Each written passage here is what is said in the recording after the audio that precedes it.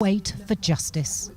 To be honest, and under my own experience for victims, they cannot put all these behind. It is very difficult. Wait for justice. It can help them to be honest and go under ahead my own and experience. to know that, Okay, for victims, even after they long cannot years, all they not these try. behind. All this It is very behind. wait for justice. Thomas says Wait he for has justice. to be honest And and go ahead his and testimony by by his own own experience. experience. For victims, Long they years, cannot try. all All this this behind. behind. Wait for justice. And go ahead and testimony by his own experience. For victims, they cannot It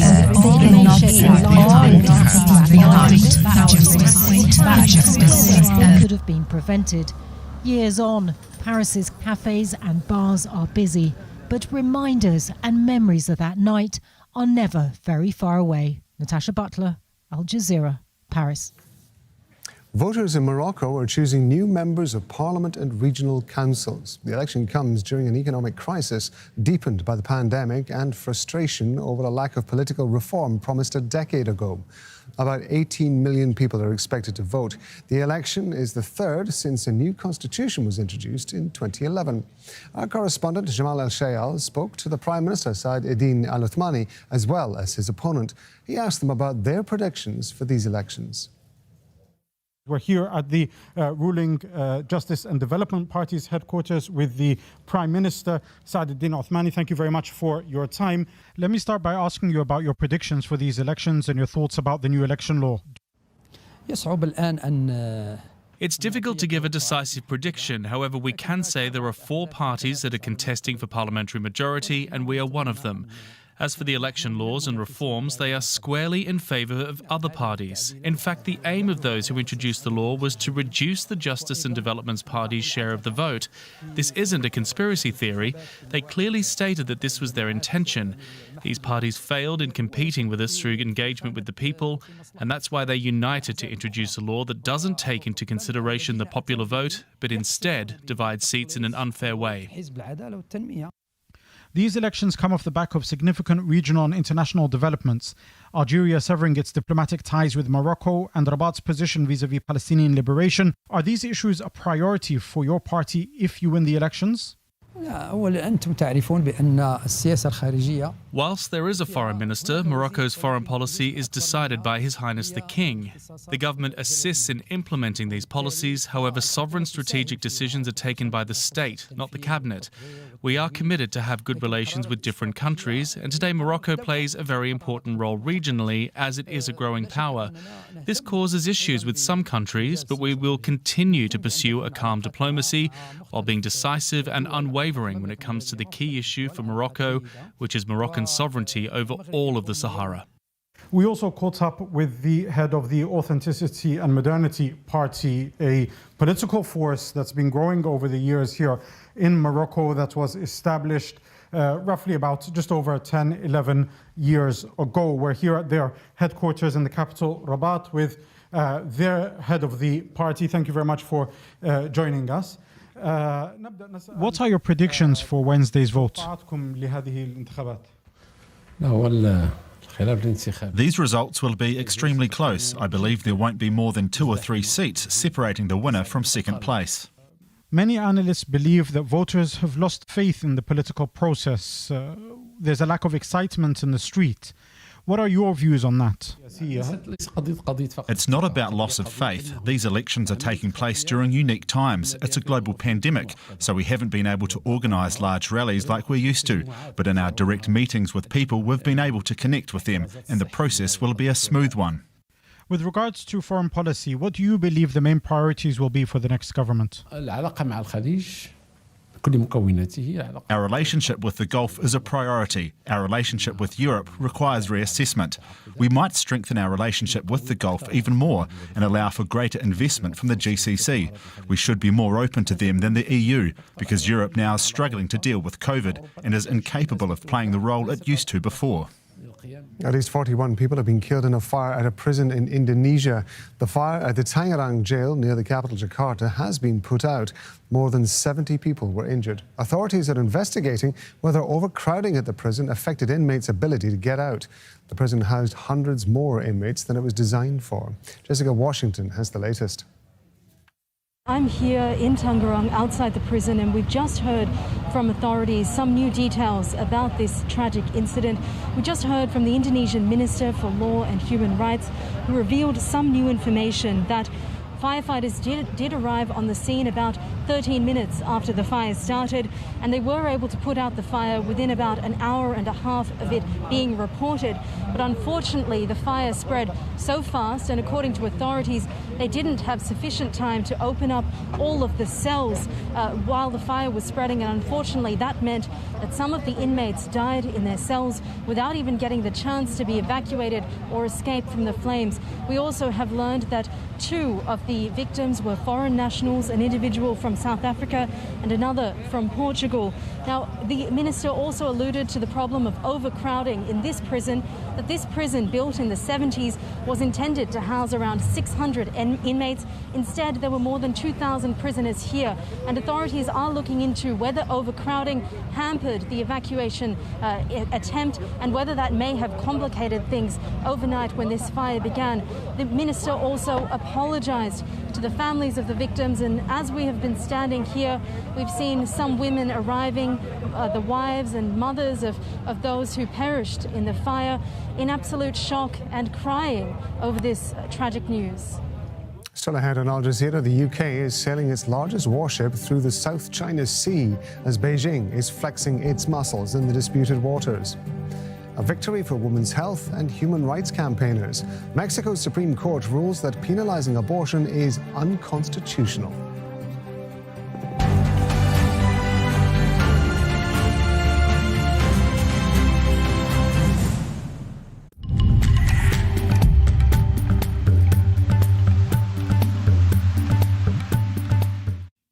Hello, we've got more rain in the forecast for Japan over the next day or two. A little area of cloud here moving through the Sea of Japan.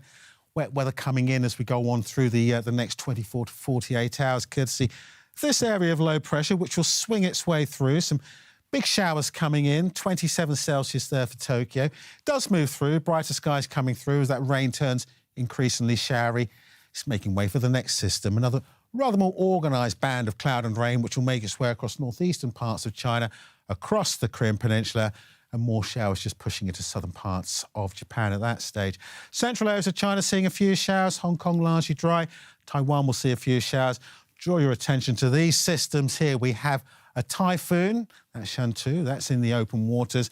That's making its way towards northern parts of the Philippines, southern areas of Taiwan and Quansun. That's now moving into the South China Seas. That will gradually run up towards Hainan as we make our way through the latter part of the week into the early part of the weekend. Hainan seeing some flooding rains.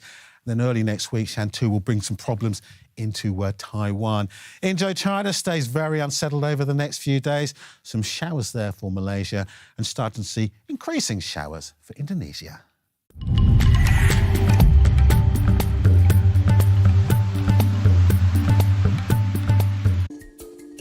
Too often, Afghanistan is portrayed through the prism of war. But there were many Afghanistans. Thanks to the brave individuals who risked their lives to protect it from destruction. An extraordinary film archive spanning 4 decades reveals the forgotten truths of the country's modern history. The Forbidden Reel, Part 1, The Birth of Afghanistan, on Al Jazeera.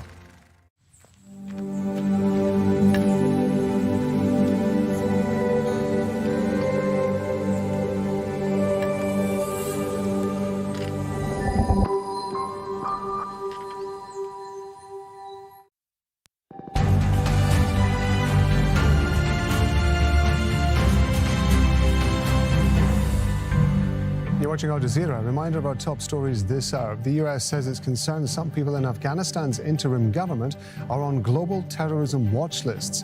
The European Union says the appointments by the Taliban are not inclusive and representative, while China says it will maintain good relations with the new government and has pledged $31 million in aid.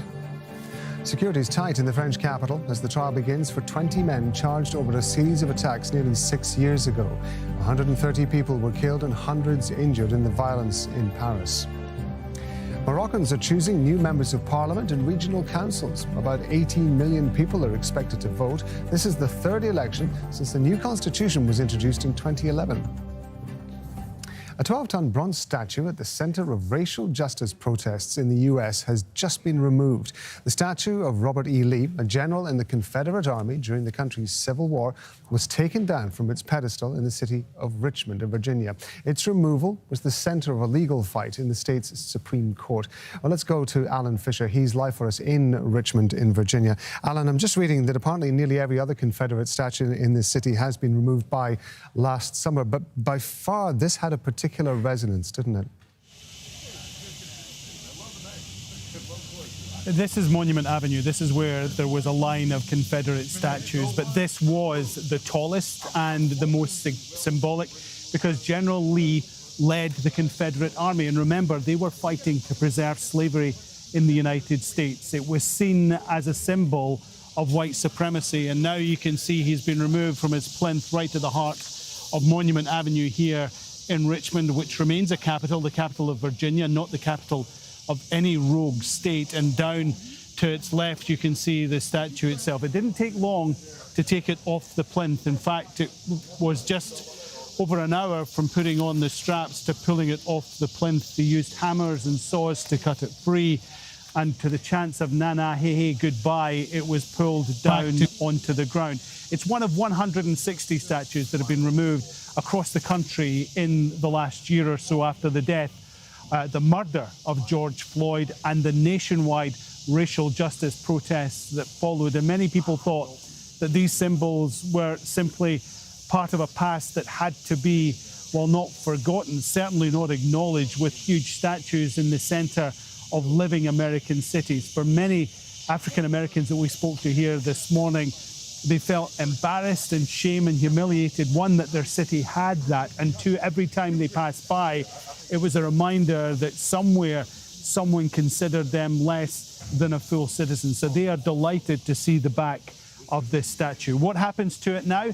Well, the statue itself will be put in storage until they decide what to do with it. One thing they are talking about is perhaps some sort of park where people will be taught the history of what happened with the Confederacy, the fact that it was an insurrection against the United States, the fact that people wanted to create their own nation where slavery would be lawful and allowed, the keeping of other human beings.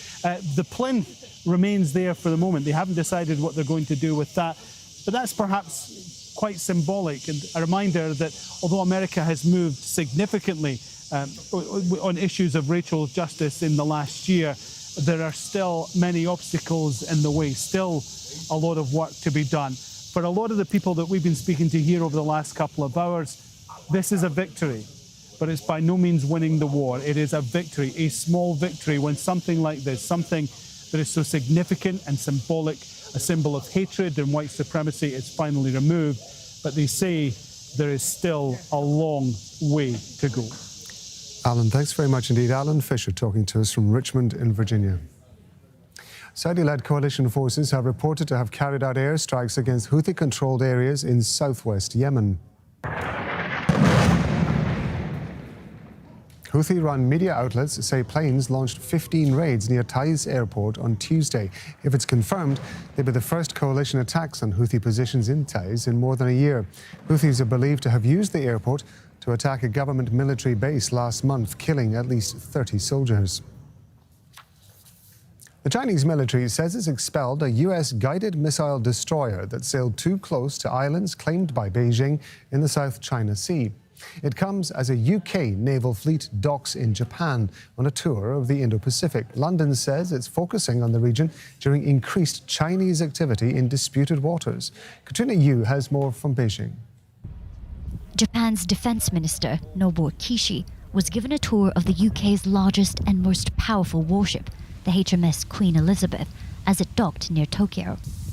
The ship leads 2 destroyers, 2 frigates, a submarine and 2 support ships, which set sail from Britain in May. London says the so-called Carrier Strike Group is part of the UK's new tilt toward the region. And the visit to Japan is hugely important and symbolic for us. I think the first time since the late 1990s that a UK aircraft carrier has been alongside in Japan. And I think it's the best evidence which you can see of our commitment to the Indo-Pacific region. Its arrival comes in the face of increasing Chinese military activity in the South China Sea.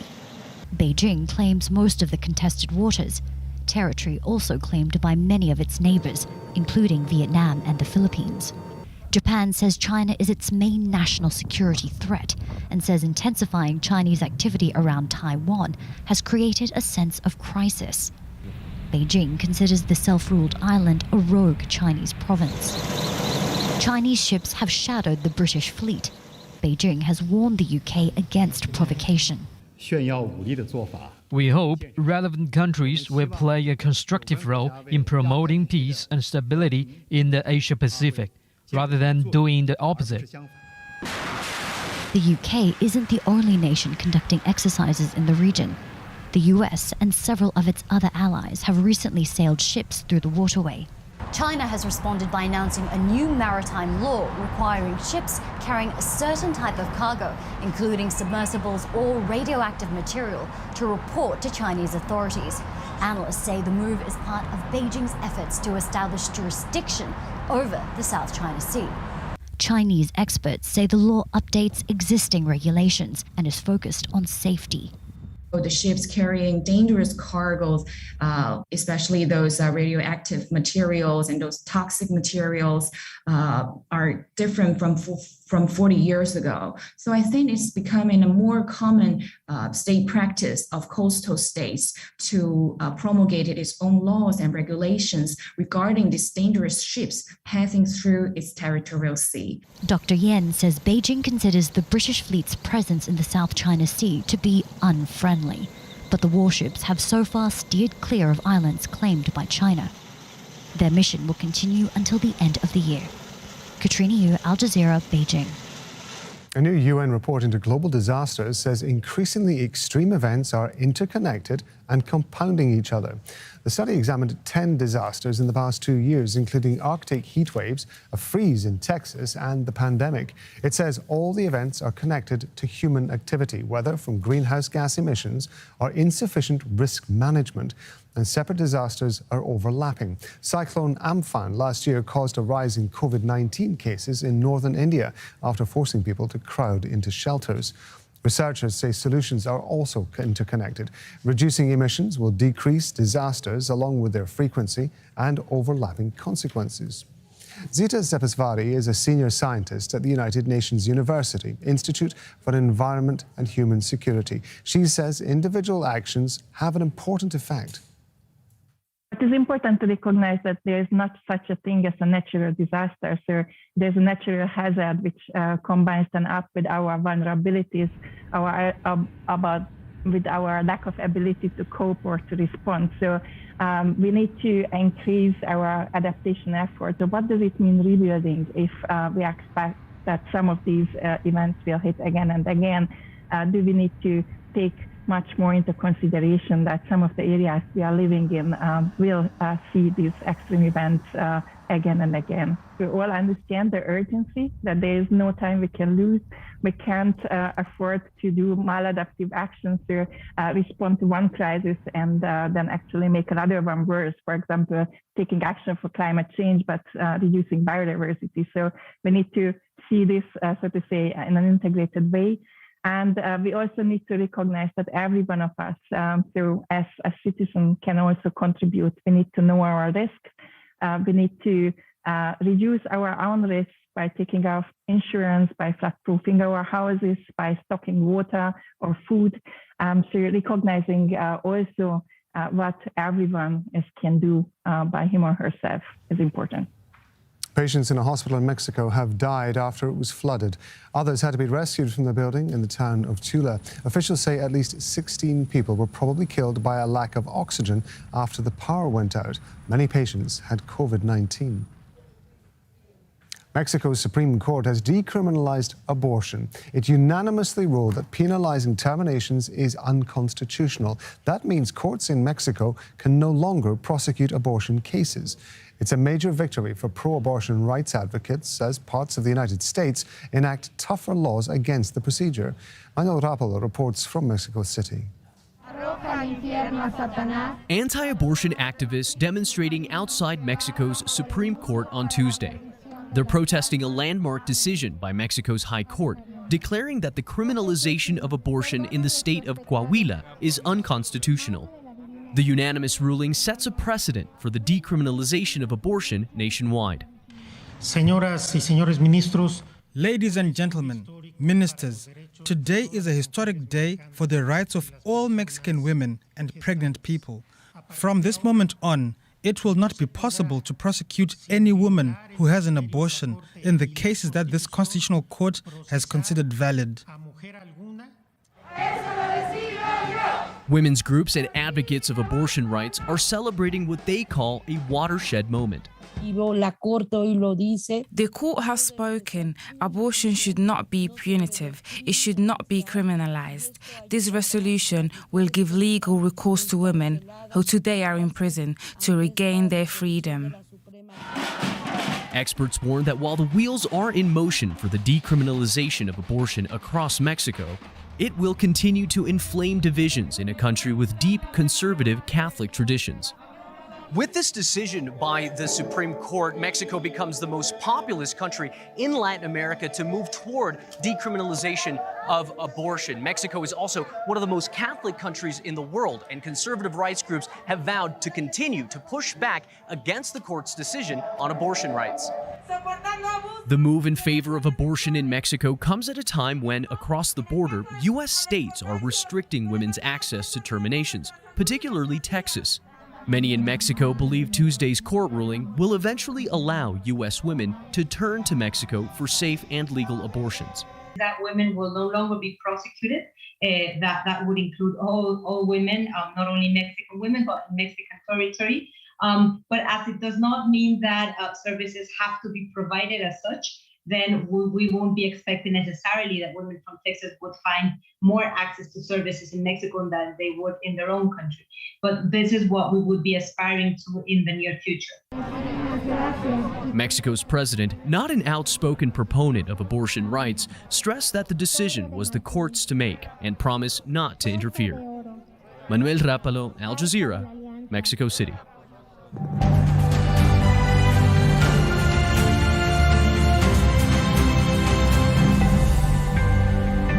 This is Al Jazeera. These are the top stories. The US says it's concerned some people in Afghanistan's interim government are on global terrorism watch lists. The European Union and Iran say the appointments by the Taliban are not inclusive, while China says it'll maintain communication with the new leadership. Charles Stratford has more from Kabul.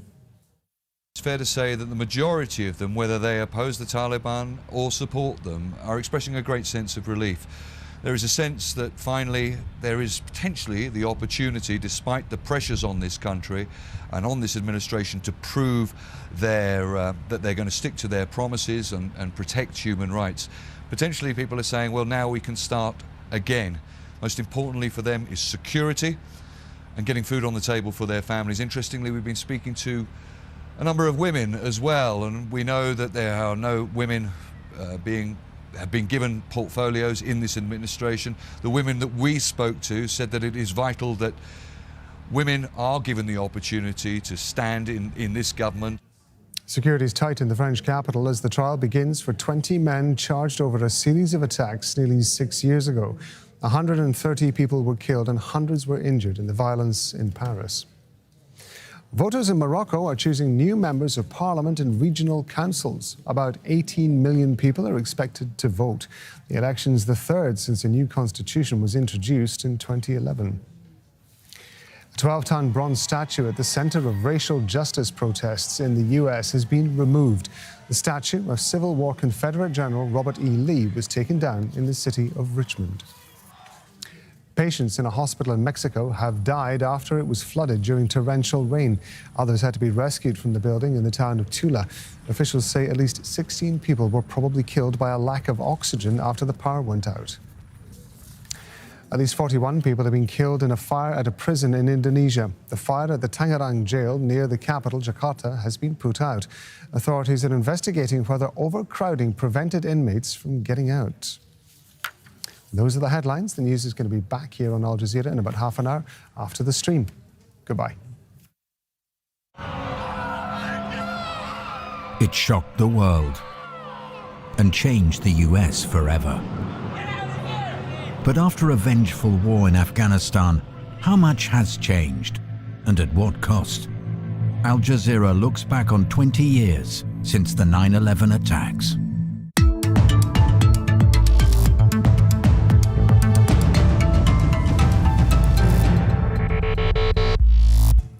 Hey there, I'm Josh Rushing, sitting in for Femi OK today, and you're in the stream. Has North Korea reheated its nuclear program? Today we'll take a look at the evidence and discuss the implication of Pyongyang expanding its nuclear arsenal. Hey, and if you're watching this on YouTube, see over there, join the conversation, right? Leave a comment in our live chat, and you too will be in the stream. North Korea's restarted nuclear reactor may mean that it's at work expanding its nuclear arsenal. It's aware that the UN watchdog monitors its activities via satellite, so that raises questions. Are we looking at another missile test or other provocation? Is it simply going to use this as leverage in future talks with the US, or both? The Biden administration has a lot going on. There's Afghanistan, the pandemic, China, Russia, and more. But it should pay close attention to this development and take any opportunity to begin nuclear talks with the North. Here to discuss that and more is today's panel. In Washington, D.C., Jenny Town. Jenny's a senior fellow at the Stimson Center and the director of Stimson's 38 North program, which provides policy and technical analysis on North Korea. Also joining us is Jean Lee. She's a longtime journalist. In 2011, she became the first American reporter granted extensive access on the ground in North Korea. And Ankit Panda, he's a senior fellow in the nuclear policy program at the Carnegie Endowment for International Peace. Welcome, everyone. Let's start with this satellite imagery. Jenny, I'm going to ask you to walk us through this. If we can go to my laptop. This is an image, it looks like from August 25th over a reactor, but can you kind of walk us through here? What's the concern? Sure. So what we're seeing is North Korea's 5-megawatt reactor. It's a gas graphite plutonium production reactor.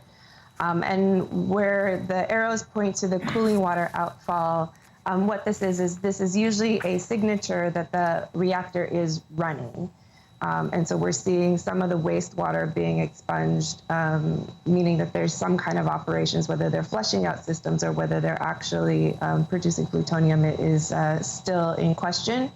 We would normally see a couple other signatures as well if that would confirm that the reactor is running, but we at least know there's something going on there. We have not seen this kind of activity since about 2018.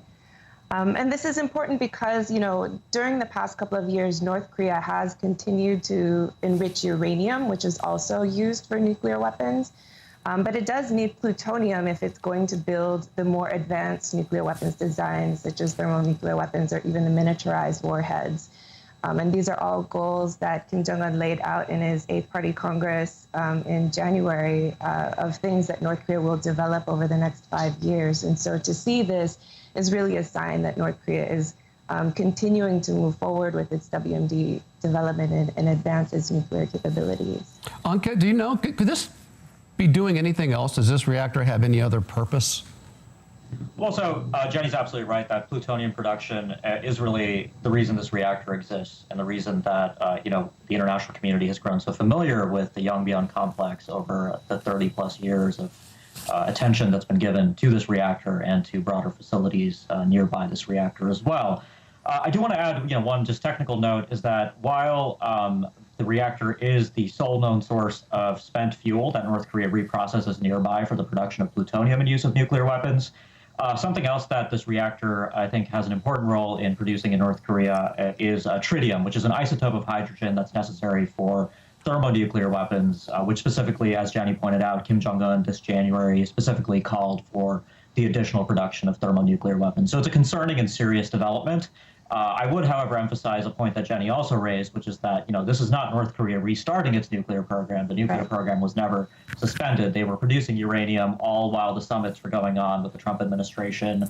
It was just that this reactor was shut down in December 2018, and now it appears, according to the IAEA Director General, that operations have likely resumed. Looking at the timing of this, Gene, let's go to my computer real quick. I'm just going to share a headline with our audience and set this question up for you. It says North Korea faces economic ruin amid food and medicine shortages. That's a Guardian article, and it says because of COVID and the border being shut down that North Korea is having a particularly hard time economically. Is that the case, and could that have something to do with what some might see as a provocation here? Well, there's no question that the last few years would have been extremely difficult for the economy. We've never been great to start out with. And on top of that, you have all the sanctions that have been by the U.S. Security Council and by... Okay. Hey, Gina, we're having a bit of a problem with your mic. Let's see if our tech guys can get that sorted, and we'll come back to you. Jenny, can I toss the same question to you? Is this a particularly difficult time economically for North Korea, and could that be part of the timing of this?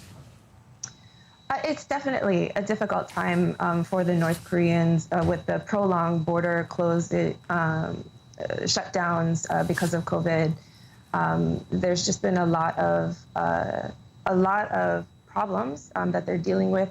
Whether or not the timing is tied to the restarting of this reactor or not, it is really unclear. There's been some other technical things that have been going on at the reactor over the past 2 years. They have been working on the cooling system, which is also tied into the other reactor that they're trying to build, the experimental light water reactor. Mm-hmm. And it may just be that those technical issues have now been worked out and they're ready to move forward.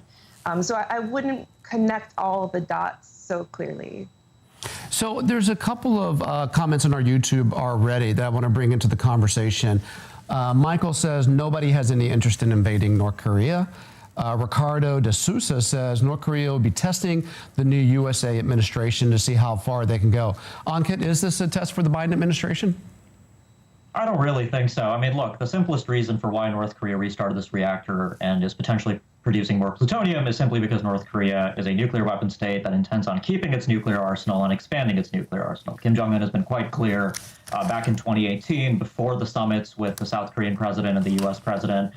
Kim Jong-un used his New Year's Day address that year to call for the mass production of nuclear warheads. And of course, they've been producing uranium, and now it only makes sense that the reactor would restart. I just add one thing is that in addition to the difficulties faced by North Korea economically and as a result of the pandemic, in 2019 and 2020, particularly in the summer months, North Korea experienced a spate of natural disasters, including flooding at Yongbyon, particularly dramatic flooding in 2020.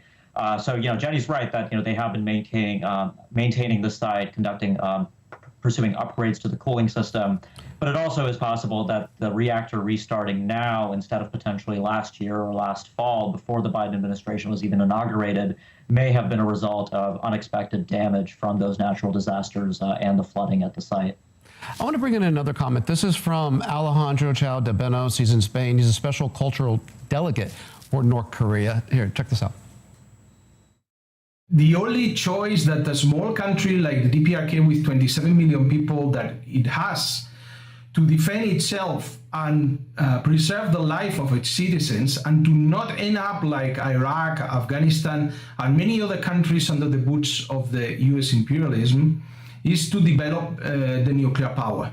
By developing the nuclear weapons, and more specifically the thermonuclear weapons, the country can secure that if the United States is going to attack and invade North Korea, the country can answer into any spot of the continental United States.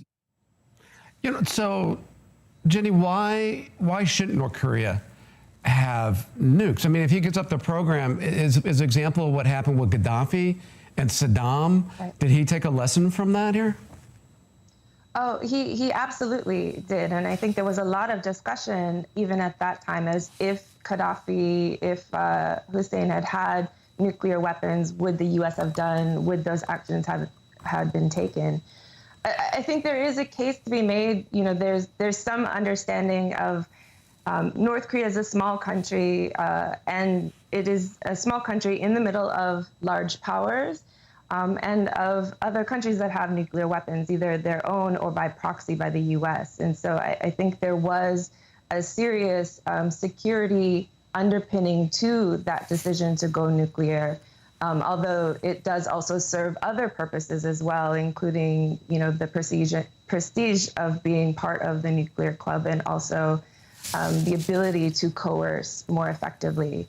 I think if you do look at the North Korean calculus in all this, they are still a country that is at war with the U.S. The war was never actually ended. It is only still an armistice agreement. So in order to really get to a point of being able to convince North Korea that this is the wrong path, I think there are a number of security related issues that have to change and have to be resolved that would allow them the ability to make different decisions. But I think this whole approach of denuclearize or else has been largely ineffective and has, if anything, helped the North Koreans justify their actions more broadly.